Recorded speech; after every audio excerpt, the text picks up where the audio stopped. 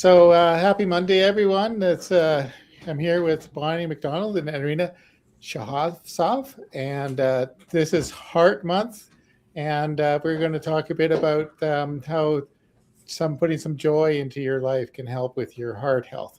And Bonnie's got a few things to say. I'm going to take myself off the screen here, and then you guys can carry on, and I'll jump in later because we're going to talk some music. Well, welcome everyone. Yeah, this is so much fun each week sharing, especially during Heart Month, February. And I wrote a little article for the local paper, the Merritt Herald, and it said, "Start good habits now for Heart Month."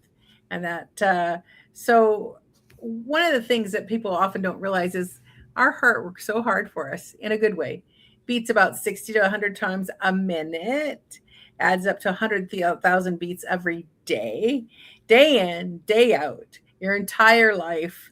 And it's pumping out blood to deliver oxygen and pulling back blood to be refreshed.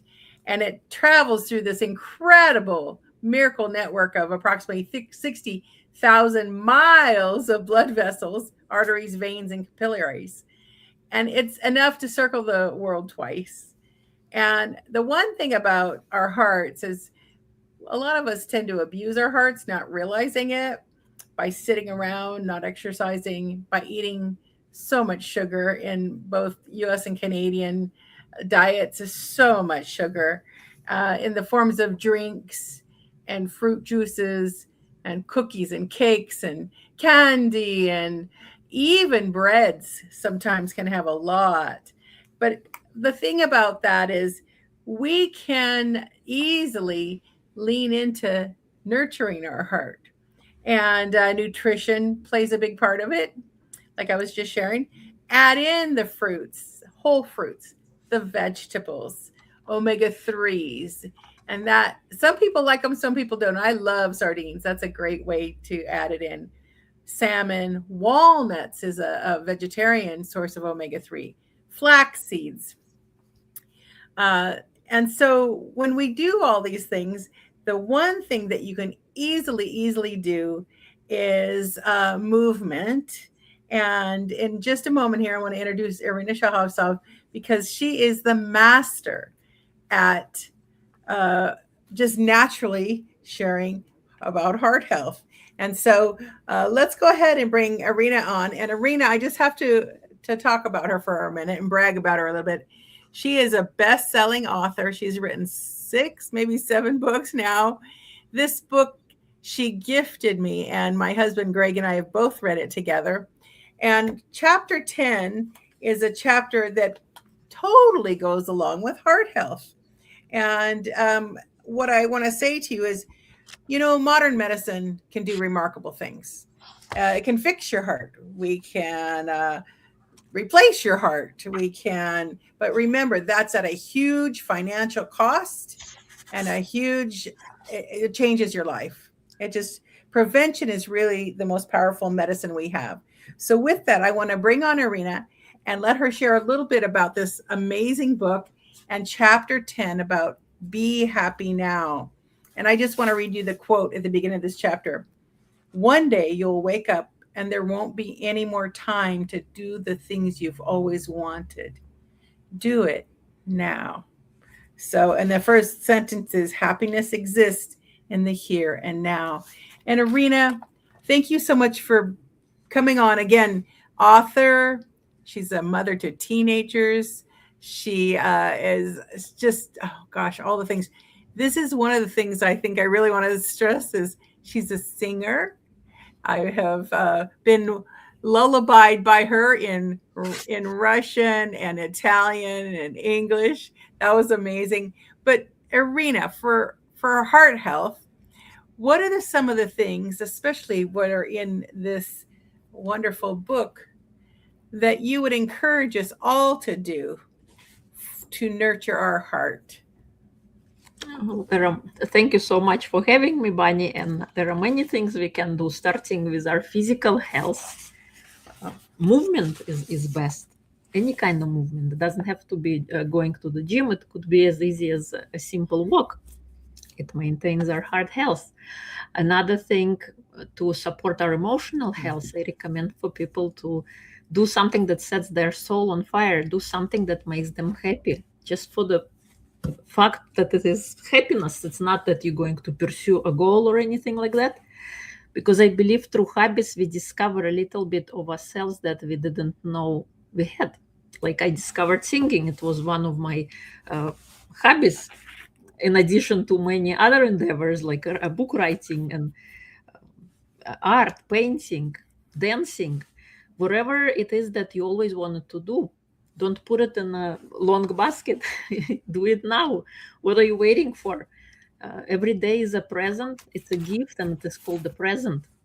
Being present is another important component of not just heart, but in general, because when you are not present, you're missing out on your life.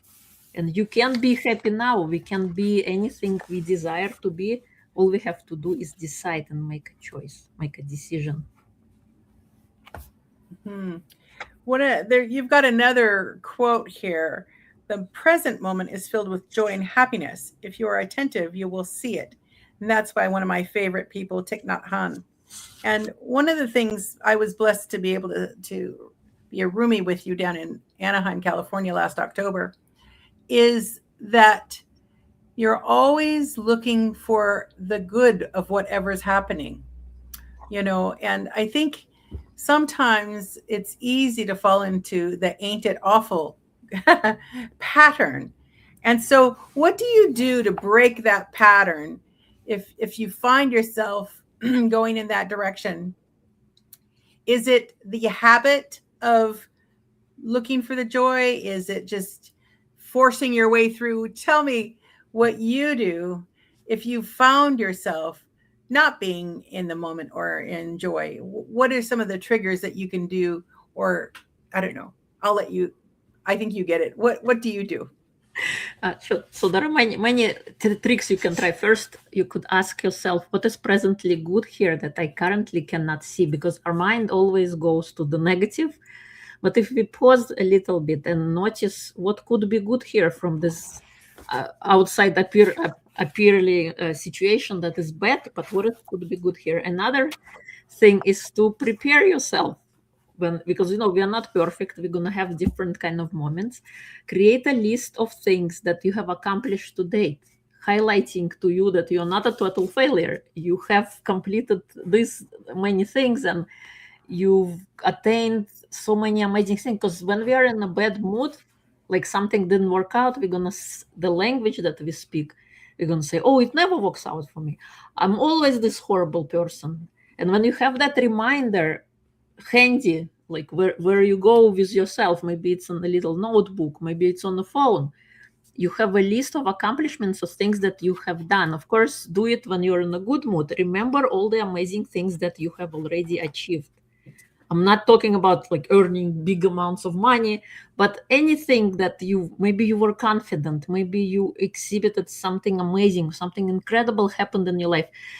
Take a note of that and keep it in your back pocket. Another great thing, having a list of songs, the music, because the best way to get out of a bad mood is to move yourself, to move your body, go for a walk, or have a playlist of amazing music that makes you feel good. Or maybe you have a book of quotes, or maybe you want to listen to a podcast that motivational or inspirational that can get you out of the funk. So being prepared for things like that.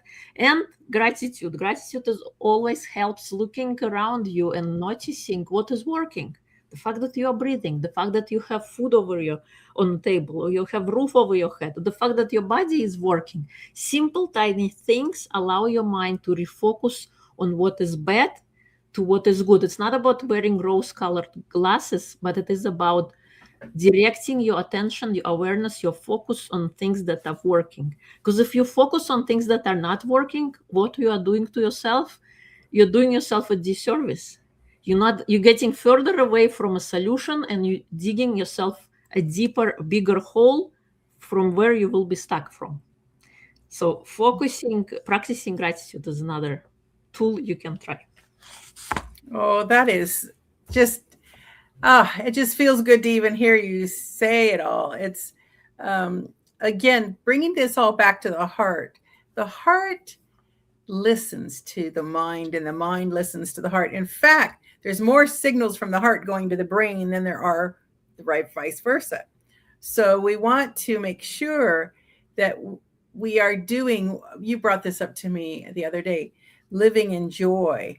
Because when we're joyful, it actually, the heart resonates with it, and it makes us feel good with the endorphins, and then it reduces the cortisol in the body. And it's because cortisol is that stress hormone that we get. And if we're constantly stressed, the arteries and everything gets tightened up. Or we might start stress eating and eating things we shouldn't eat. But I think what I really get out of also having a book like yours is rereading it ourselves or writing it down. I loved your suggestion. Writing it down ahead of time. It could be on a 3x5 card that you keep in your wallet or your purse. And if you feel stressed out, bring it out and say, what can I do? Now, one part of it that I'm extremely excited or thrilled to hear you and Greg here talk about music, because I'd like you to share a little bit of your music story of what got you going on singing and how that brings joy to you. I personally enjoy hearing other people sing, but I know that Greg loves singing and writing music, and you love singing, and often when I call you, you're in the car literally singing. And I love that about you. And so Greg, come on board here and ask Irina about some of her musical adventures here. We went to Irina and I went to a karaoke place, and it was so much fun. That girl can sing. Yeah. Bonnie told me about going out to the karaoke bar. So and I guess he was a little bit reluctant, but you got her up singing. Yes. Yeah, we took a Uber or something over there and booked the room, and she sang her heart out. And you know what was really interesting is we were down there for another event, but she said if she could have, she would have gone out every night singing. And I think in saying that years ago, every night that I could dance, I would go dancing. So each of us has our own thing we love to do. And I know you, Greg, every night you'd go out and play music, drums or bass or sing yourself. Or hang out in the studio and play. Yeah. I don't always need to go out in public, but yeah. We're got I go on Thursday afternoons. There are two really good guitar players in town who's run a sort of an open mic, except I'm the only person who showed up for over a year, but now a few people are in, and we have somebody who's kind of here temporary. He's working volunteering at a meditation center south of Merritt, and he's very good. Anyway, it come up at the end of our last session, discussion of original songs. So this Thursday we're going to do singer-songwriter night. We're just going to do original songs. I'm going to take some video equipment and record it. Mm-hmm. Mm-hmm. So share with us, Irina, what intrigued you or got you going on the singing thing? Were you always a singer? No, I think singing was my way of coming back home to myself after I was all broken down and didn't know how to keep on living. And I used to, I used to walk around, and I spent the first hour of the day, like Tanya Robbins calls the power hour, and I would imagine how I wanted my life to be. And my dreams were to be writing books, speaking on stages, and singing on stages. And so that's how, when singing kind of started, that I wanted to pursue that. And then I think it was 2015, maybe in the summer of 2015, I went and gotten myself a voice coach.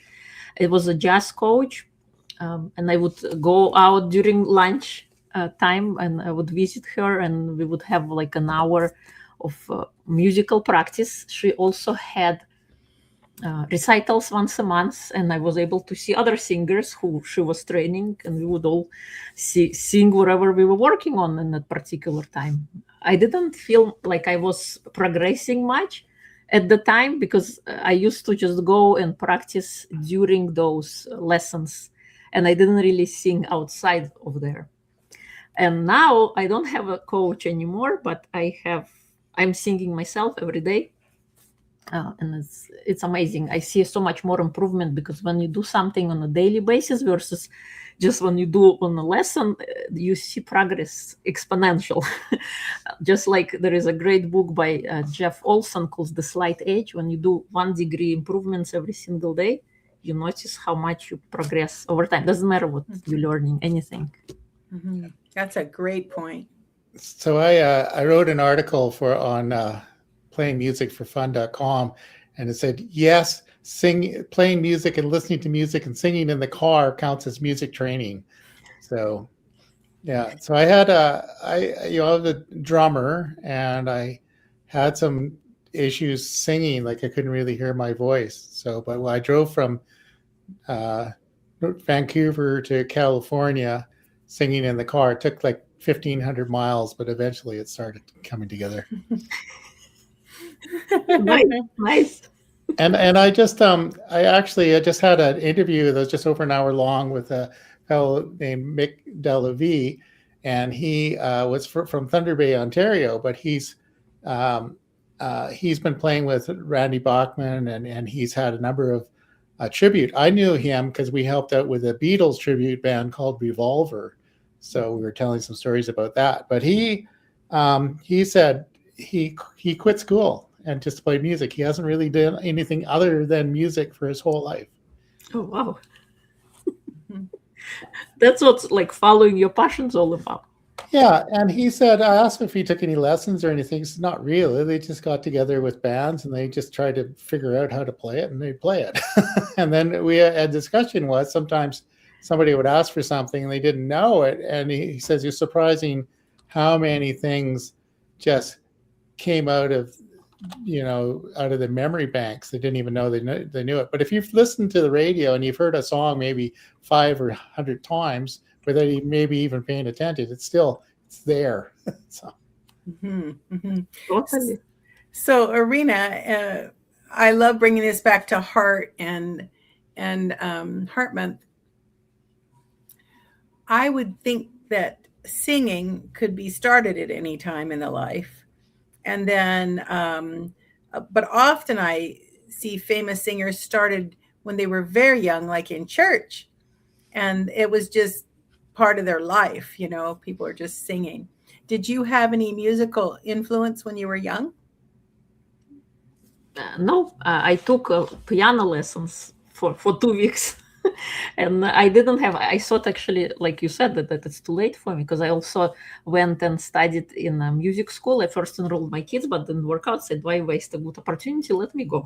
So I went, and I was in my late 30s, and I thought, and there are a bunch of kids who are like taking lessons there. Like, what am I doing? But I kind of stuck with it because I also had recitals, so I got a chance to sing on stage. That's the major reason why I joined. I wanted to sing on stage. And one time there were 3 music schools, and they pulled out students from the other classes, and we went and performed in Bitter End Rock Club in New York City. This was back in 2017. Was my first ever kind of live on stage performance. It was incredible. And this goes to say that it is never too late. The only person kind of decides if it's too late or not too late is you standing in your own way. It's never too late. As long as you want something, if you wish something, you have a passion for it and you want to do it, go do it. Why do you have to listen to what anybody says? Every person, when they speak to you, they only can share with you from their own personal experience, but they're not you. We all have a dream inside of us. We all have a desire, and that dream was not given to your spouse, to your kid, to your nephew. It was given to you because you bring a certain level of magic. You can only add your own kind of medicine to it. So it's never too late to pursue your dream, because this was my dream, to sing on stages. and I'm working towards it. So it's never too late. Oh, I love that. I love that so much. Now, for anyone listening to this broadcast, I want you to go to Amazon or to Irina's website and get her book. This is a small but mighty book, and it's got some really terrific life lessons in here. And chapter 10 is what we've just been discussing. And, it's be happy now and all the things that you can do. And following your dream, no matter what your age, is so important. And it's a heart healthy activity that you'll want to do for sure. Now in the chat, I think Greg, here's her website on here. It's her name, irinashehovsov.com. You can go there and order the book, or you can get it off of Amazon. But do get it and then buy one for a friend as a gift, because it's a lovely, lovely gift. And we're so excited to know Irina. And as soon as she's on stage or whatever, we're there. We're so there. Did you have anything else you'd like to ask Irina, honey? What kind of things do you want to sing on stage? Anything except heavy metal or rap. I can sing right now if you like. Yes. Yes. Well, yeah, we were hoping you would. Yes. All right. This is in Italian. It's called Due Vite. Siamo sole svegle il tutto l'universo. Non conosco ancora bene il tuo deserto. Forse posto del mio cuore dove il sole è sempre spento, 2 volte ti perdo, ma si voglia ti prendo. Siamo fermi un tempo così che solleva le strade. Con il cielo non passa da qui, siamo mostre le fate. Dovrei telefonarti, dirti le cose che sento, ma finito le scusi e non più difesi. Siamo liberi sul pavimento, una casa vuota che sembra la nostra. Il caffè con limone contro hangover è sempre un fotta mossa. Agiamo fortuti ancora un notifiore locale. Meno male, se questa è l'ultima canzone poi la luna esploderà. Sarò lì a dirti che te spagli, lo sai che non arriva la musica. E tu non dormi, dove sarai, dove vai, quando la vita poi esagera. Tutte le corse che spagli, che fai quando qualcosa ti agita. Tanto lo so che tu non dormi mai, che giri fanno 2 vite. Thank you. Oh, Yeah, very good. Amazing. You know what? You did that a cappella. It was so beautiful and so smooth. I just am in such awe that you can do that off the cuff, and just because you know what, you have joy in your heart doing that. I can just feel it. It gave me the tinkles actually. Oh my goodness. Well, thank you so much for sharing with people your joy and how you encourage yourself and people around you, inspire me all the time to live our life of joy, live our life, don't give up on our dreams. And in doing so, it keeps our heart healthy and our mind healthy and our body healthy. And that's what it's all about. And having great friends like yourself and connections all around. Thank you so much for being on today. And we look forward to hearing more down the line. We'll have to talk on another subject because you have a lot of good things to talk about. Thank you so much. Okay. All right. Well, thank you again. Okay. We look forward to seeing you next week on our next episode. Oh, but Greg, did we have one more thing to share? I think we do. So for some people, they might want to de-stress more. And I'd love for you to reach out to Irina Shehovsov, because she is a LifeWave consultant, as Greg and I are.